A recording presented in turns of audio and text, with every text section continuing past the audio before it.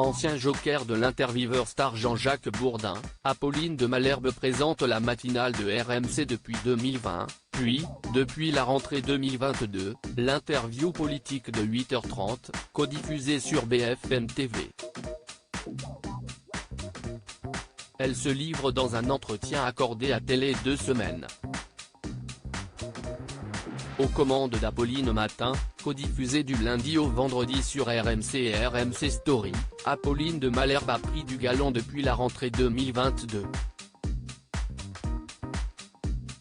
L'ancien joker de Jean-Jacques Bourdin pour la très attendue interview politique quotidienne de 8h30 a en effet remplacé officiellement le journaliste, une fois son départ acté par le groupe Altice. Cette mère de 4 enfants a désormais toutes les cartes en main pour son face-à-face quotidien diffusé sur BFM TV.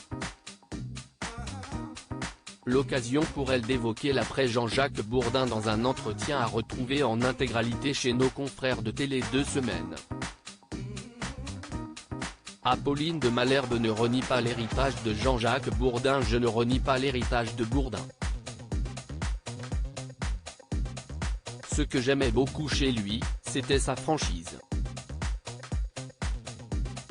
Mais je le fais à ma manière, avec un ton qui est le mien. Celui d'une femme de 42 ans, et qui est à l'écoute de ce que vivent les Français, confie Apolline de Malherbe.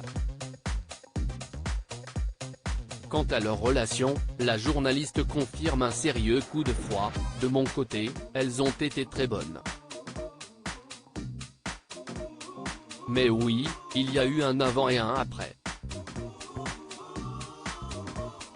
Pendant 8 ans, j'étais son joker et nous travaillions main dans la main. Il me disait, surtout Apolline, soyez vous-même. Je crois que je l'ai toujours été. Mais à partir du moment où une nouvelle page s'est ouverte, je pense que ça lui a été assez insupportable. Jean-Jacques Bourdin a arrêté de parler à tout le monde de fait. Jean-Jacques Bourdin, qui officie désormais sur Sud Radio, semble avoir coupé les ponts avec son ancienne maison. Il a arrêté de parler à tout le monde, je crois.